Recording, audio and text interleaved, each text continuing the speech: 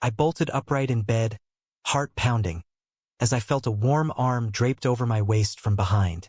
It was Jake, my straight-as-an-arrow roommate, snoring softly with his chest pressed against my back, as if it were the most natural thing in the world. Panic surged through me. What the hell was happening? And how had we ended up like this after a night of just watching movies and cracking beers?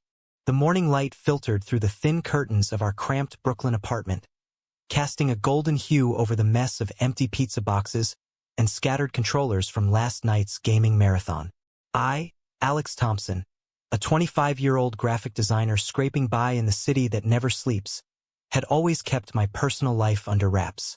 Being gay in a world that still threw curveballs wasn't easy, especially when your roommate was the epitome of bro culture. Jake Harlan, 26, a construction worker with a gym addiction and a string of ex-girlfriends who could fill a contact list. Jake stirred, his eyes fluttering open, and for a split second, there was no awkwardness, just a lazy smile. "Morning, dude," he mumbled, rolling away as if nothing had happened. But something had. We'd crashed on my bed after the couch proved too uncomfortable, and somehow, in the night, boundaries blurred. I played it cool, laughing it off with a joke about his cuddling habits, but inside, my mind raced. Was this a fluke? Or had I misread the signals all these months? Our friendship started innocently enough. We met through a Craigslist ad 6 months ago.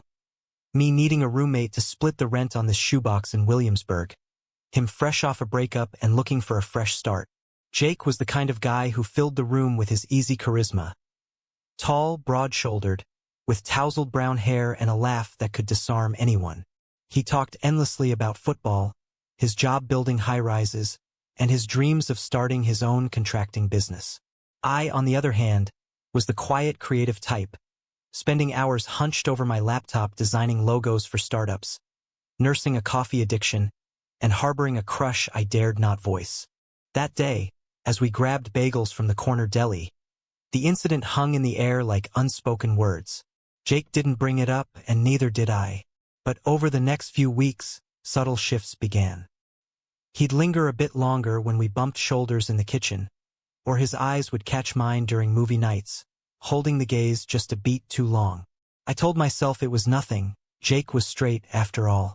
He'd dated women exclusively, bragged about his conquests at bars, and even set me up on a blind date once with a guy from his gym, awkwardly trying to be the supportive straight ally. Yet, doubts crept in.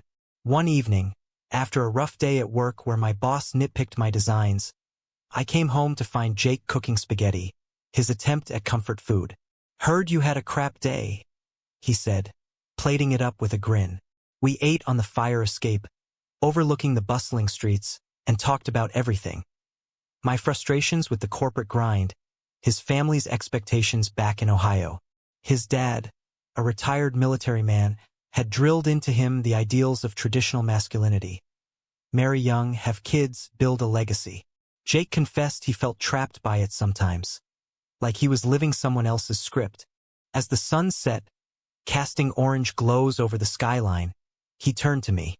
"You know, Alex, you're the only person I can really talk to without all the bullshit." His hand brushed mine accidentally, or was it? And a spark ignited. I pulled back, heart thudding, excusing myself to bed early. Lying there, I wrestled with my feelings.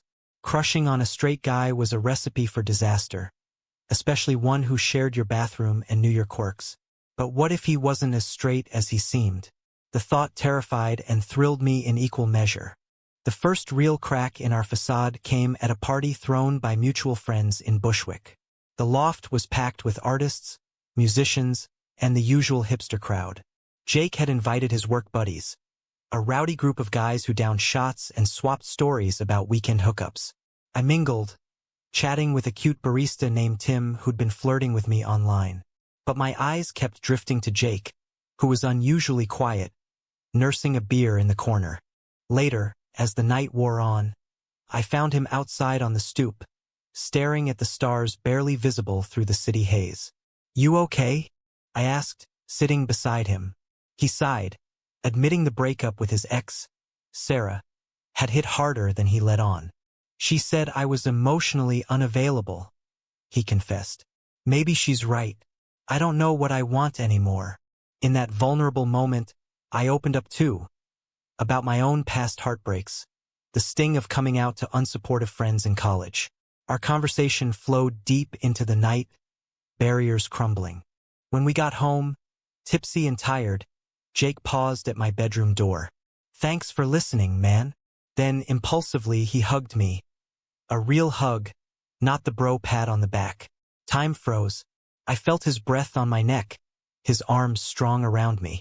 Pulling away, our faces were inches apart. For a heartbeat, I thought he might kiss me, but he didn't. He mumbled goodnight and retreated to his room, leaving me breathless and confused. The next morning, avoidance set in. Jake buried himself in work, coming home late, while I threw myself into freelance gigs. But the tension built like a storm cloud. Whispers of doubt plagued me. Was I imagining things, projecting my desires onto him? Society's scripts didn't allow for this. Straight guys didn't suddenly question their sexuality over a roommate. Yet, the media was full of stories about fluid identities, late bloomers challenging norms. Was Jake one of them? One rainy afternoon, I confronted the elephant in the room. We were binge-watching a show about forbidden love when I paused it. Jake, about that night. And the hug. He froze, then met my eyes. Yeah. His voice was steady, but his hands fidgeted. I spilled it all. My feelings, the confusion, the fear of ruining our friendship. To my shock, he didn't bolt. Alex, I've been thinking about it too. A lot. He admitted to curiosity, to feelings he couldn't label, sparked by our closeness. It wasn't a declaration of love, but a crack in his armor. From there, our dynamic shifted subtly. We explored boundaries cautiously, late-night talks turning intimate, shared glances laden with meaning. But society loomed large. Jake's friends ribbed him about bromance jokes, unaware of the undercurrents. My own circle warned me, straight guys experimenting? It's a heartbreak waiting to happen.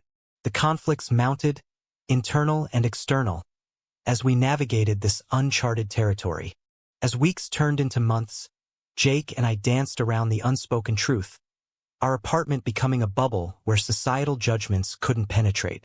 But bubbles burst, and ours did at a family barbecue Jake dragged me to in Queens. His sister, Emily, hosted it for their parents' anniversary, a gathering of conservative Midwestern transplants who'd moved to New York for better opportunities but clung to old values. I went as the roommate, playing the part of platonic buddy. Jake's dad, Mr. Harlan, a burly man with a firm handshake, grilled burgers while spouting opinions on everything from politics to the way things used to be. When the topic veered to recent LGBTQ rights debates in the news, he grumbled, "It's all getting out of hand. Back in my day, men were men." Jake tensed beside me, forcing a laugh, but I saw the conflict in his eyes. Later, as kids ran around the backyard, Emily pulled me aside. "You two seem close," she said with a knowing smile. "Jake's different around you, happier." Her words warmed me, but also heightened the stakes. What if this blew up? That night, driving back, Jake was quiet. "Sorry about my dad," he muttered. "He's set in his ways." I reassured him, but inside, fear gnawed. Coming from a more accepting family in California, I'd faced my share of microaggressions, but Jake's world was a minefield. Our first real date, if you could call it that, happened spontaneously. We wandered Central Park on a crisp fall day, leaves crunching underfoot. Jake bought us hot dogs from a vendor, and we sat by the Bethesda fountain, people watching. "This feels right," he said softly, his pinky linking with mine discreetly. My heart soared, but reality intruded when a group of his work friends texted about meeting for drinks. He hesitated, then suggested I join as one of the guys. The casual dismissal stung, highlighting the chasm between our private world and the public one. Conflicts escalated at work for both of us. My design started incorporating more inclusive themes, inspired by our story, but a client pushed back, calling them too political. Jake, meanwhile, overheard homophobic jokes on the construction site, slurs tossed casually that made him flinch. One day, he snapped at a coworker, defending a hypothetical gay friend, earning raised eyebrows and whispers. "What's up with you lately?" his foreman asked. Jake brushed it off, but the pressure built. In our apartment, emotions ran high. One night, after a heated argument about hiding our growing affection, Jake admitted his fears. "What if I'm not straight? What does that mean for everything? My job, my family." Tears welled in his eyes, a vulnerability I'd never seen. I held him, whispering assurances, but doubt lingered. Society's expectations weighed heavy. The myth of the straight-acting man, the stigma of bisexuality, the fear of being labeled. A turning point came during Pride Month. I invited Jake to a low-key event in the village, a parade watch party with friends. He agreed nervously. The streets buzzed with color, music, and unapologetic joy. Jake watched wide-eyed as couples held hands openly, something we hadn't dared in public. "This is overwhelming," he said, but a smile tugged at his lips. Later, at a bar, a drag queen complimented us, assuming we were together. Jake didn't correct her, and for the first time, he introduced me as someone special. But joy was short-lived. Back home, Jake's phone buzzed with a call from his ex, Sarah, who'd heard rumors through mutual friends. "Are you gay now?" she demanded over speaker by accident. Jake stammered, denying it vehemently, and the call ended in shouts. He turned to me, apologetic, but the damage was done. "I panicked," he said. "I'm not ready." Hurt, I retreated, questioning if this was worth the pain. The next weeks were a roller coaster. We oscillated between tender moments, cooking together, sharing dreams, and explosive fights. Jake's internal struggle manifested in mood swings, while I grappled with feeling like a secret. Social media amplified it all.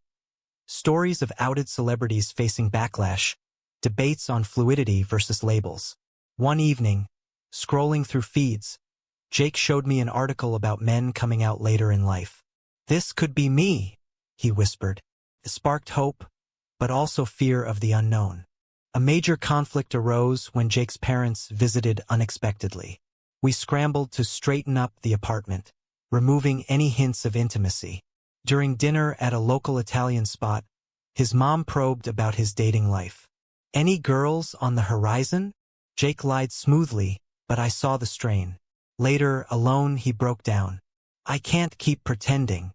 That night, we talked until dawn, deciding to take it slow, but the seed of change was planted. As autumn faded into winter, our bond deepened amid the chaos. Jake started therapy, exploring his feelings confidentially. I supported him, but boundaries blurred further. A stolen kiss in the kitchen one snowy evening sealed it. Soft, tentative, full of promise. But with promise came peril. Whispers at his job intensified. A coworker spotted us at a coffee shop, hands brushing. Rumors spread, and Jake faced subtle discrimination. Fewer invites to after-work beers, sidelong glances. My own world wasn't immune. Friends divided. Some cheered us on, others warned of imbalance. "He's using you to figure himself out," one said. The societal clashes were stark, America's progressive facade masking deep-seated biases. We attended a support group for questioning individuals, hearing stories that mirrored ours. Families disowning sons, jobs lost to prejudice. Through it all, our story unfolded like a drama scripted for tension. Each choice carried weight. Jake's decision to confide in Emily, who surprisingly supported him. My choice to stand by despite the hurt. Highs and lows intertwined, building toward an inevitable climax. Winter in New York wrapped our lives in a blanket of snow and secrets, but cracks were forming. Jake's therapy sessions unearthed buried emotions, childhood pressures from his father, societal norms that boxed him in. "I think I'm bi," he confided one night, the word hanging heavy. It was a breakthrough, but also a battleground. I celebrated it, but society didn't always follow suit. The first major external clash hit at Jake's company holiday party in Midtown. He invited me as a friend, but alcohol loosened inhibitions. We danced subtly, laughs shared, until his boss, a traditionalist, pulled him aside. "Watch the optics, son. This industry's tough on deviations." Jake returned fuming, the slur unspoken but implied. That night we argued fiercely. "Why can't we just be us?" I demanded. "Because the world isn't ready?" he shot back, echoing the debates raging online about workplace discrimination. Family tensions boiled over during Christmas. Jake flew home to Ohio alone, insisting it was too soon to introduce me. Phone calls were strained. He described his dad's rants about liberal agendas eroding family values. When he returned, bearing gifts but burdened, he admitted lying about his single status. "It killed me," he said, pulling me close. Our embrace turned passionate, but stopped short of crossing lines. We'd agreed to keep things emotional, not physical, until he was sure. But certainty was elusive. A viral social media scandal rocked our circle. A local influencer outed for a same-sex affair, facing backlash from sponsors and fans. Jake obsessed over it, fearing similar fallout. "What if my crew finds out? They'll think I'm a liar." His construction site was a hotbed of machismo, jokes about fairies in hard hats. One day, he came home with a bruised ego after defending a gay subcontractor, earning taunts. My career mirrored the turmoil. A project on diversity campaigns drew praise but also hate mail from online trolls. "Stick to art, not agendas," one read.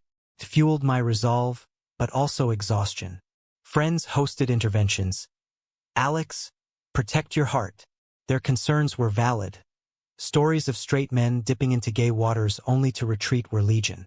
Yet, Jake's actions spoke louder. Small gestures like leaving notes, planning surprise outings. A pivotal moment arrived at a New Year's Eve bash in Times Square. Amid the throng, countdown echoing, Jake grabbed my hand publicly for the first time. As the ball dropped, he leaned in, whispering, "This year's for us." Fireworks exploded overhead, mirroring my joy. But reality crashed in days later when photos surfaced on a friend's Instagram. Us together, captioned innocently but tellingly. Jake's phone blew up with texts from family and friends. His sister Emily called first, supportive but cautious. Dad saw it. He's pissed. Jake paced, debating damage control. "Maybe I should come out," he said. I encouraged him, but fear gripped me too. What if he backed out? The societal debate was fierce. Progress in cities versus rural resistance. Laws protecting rights clashing with cultural norms. The confrontation with his parents came via video call. Mr. Harlan's face reddened. "Is this some phase? After all we've taught you." Jake stood firm, voice steady. "It's who I am, Dad, and Alex is part of that." Silence followed, then disconnection. His mom texted later, "Give him time." The rejection stung Jake deeply, leading to a depressive spiral. He withdrew, questioning everything. I fought to pull him back, arranging therapy together. Sessions revealed layers. Jake's fear of losing his identity, my insecurity from past rejections. We navigated therapy's raw honesty, emerging stronger but scarred. Social conflicts amplified. A bar fight when a drunk heckled us, Jake stepping in protectively. It made headlines locally, sparking online debates about hate crimes versus provocation. As spring thawed the city, hope flickered. Jake confided in select friends at work, finding unexpected allies. One, a veteran builder, shared his own story of a gay son. "Life's too short for hiding," he advised. Emily visited, bonding with us over brunch, her acceptance a balm. But twists persisted. Sarah reappeared, emailing Jake accusations of deceit during their relationship. "You used me as a cover." It reopened wounds, forcing Jake to confront his past denial. We talked for hours, tears flowing, forgiveness sought. It was cathartic, but highlighted the controversy. Was bisexuality a valid journey, or an excuse for indecision? Forums buzzed with opinions, mirroring our dilemma. Our relationship evolved amid the drama. Picnics in Prospect Park, museum dates, moments of normalcy. Yet, public displays, invited stares, whispers. A subway incident. 2 teens mocking us, Jake ignoring it stoically. "Not worth it," he said, but I saw the toll. The high drama peaked at a community event, a panel on LGBTQ experiences in blue-collar jobs. Jake spoke anonymously at first, then revealed himself. Applause mixed with murmurs. It was empowering, but backlash followed. Anonymous threats online, straining his resolve. Through it all, choices defined us. Jake chose authenticity over comfort. I chose patience over ultimatums. Tensions mounted, setting the stage for revelations. Summer heat waves amplified the intensity of our lives, turning New York into a pressure cooker of emotions and decisions. Jake's panel appearance went viral in niche circles, earning praise from advocates but scorn from traditionalists. His inbox filled with messages, supportive stories from others in similar boats, hateful rants calling him a traitor to manhood. It fueled endless discussions between us. The ethics of coming out, the impact on mental health, the societal double standards for men exploring sexuality. Work became a battleground. Jake's foreman, initially neutral, reassigned him to solo tasks, citing distractions. It reeked of discrimination, but proving it was tough. He filed a complaint with HR, sparking an investigation that divided the crew. Allies emerged, but so did enemies. One coworker cornered him, whispering threats. "Watch your back." Jake came home shaken, questioning if authenticity was worth the risk. My world echoed the chaos. A freelance gig for an LGBTQ nonprofit boosted my portfolio, but attracted trolls who doxed my address. We installed better locks, paranoia setting in. Friends rallied, organizing a support dinner where stories flowed. One shared a tale of workplace outing leading to promotion, surprisingly positive. Another of family estrangement. It highlighted America's patchwork progress. Coastal acceptance versus heartland hurdles. Family reconciliation attempts faltered. Jake's dad sent a curt email, "Need time to process." His mom called sporadically, tiptoeing around the topic. Emily became our bridge, advocating quietly. A surprise visit from her revealed more. Dad's struggling because it challenges his worldview. He humanized the conflict, but didn't resolve it. Amid the turmoil, our bond tested limits. A weekend getaway to the Hamptons offered respite, beach walks, sunset dinners. Jake opened up about childhood crushes on boys, suppressed by fear. I ignored them, thinking it was wrong.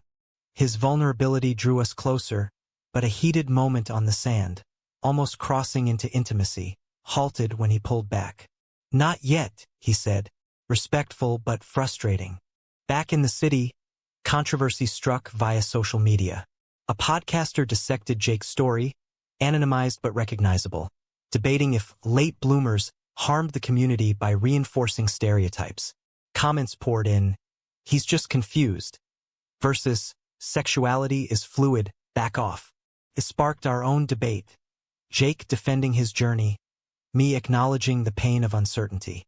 A climactic blow came at a pride rally in Washington Square Park.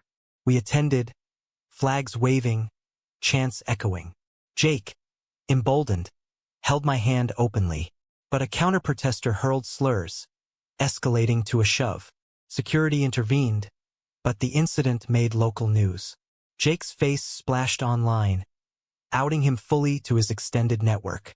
Panic ensued, calls from aunts, uncles, old friends. Some supportive, others condemning. The fallout was swift. His dad disinvited him from a family reunion, citing embarrassment. Jake spiraled, drinking more, withdrawing. I confronted him. "We can't let them win." Therapy intensified, uncovering resentment toward societal norms that forced labels.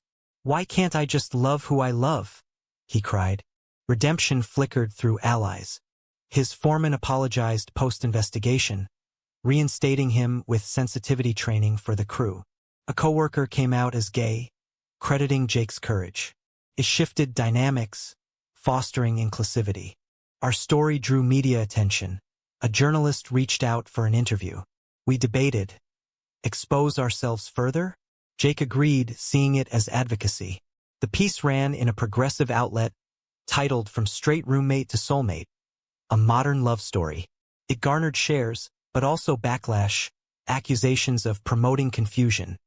Debates on whether such tales trivialized queer struggles. Personal growth paralleled the drama. Jake volunteered at an LGBTQ center, mentoring youth. I incorporated our experiences into art, exhibiting pieces on identity fluidity. Friends hosted a celebration, toasting our resilience. But cracks persisted. Sarah sued for emotional distress, frivolous but draining. Court dates loomed, forcing Jake to relive past denials. It tested our trust. Did you ever love her? I asked. Yes, but differently, he replied. Honesty mended, but scars remained. As fall approached, a major choice loomed.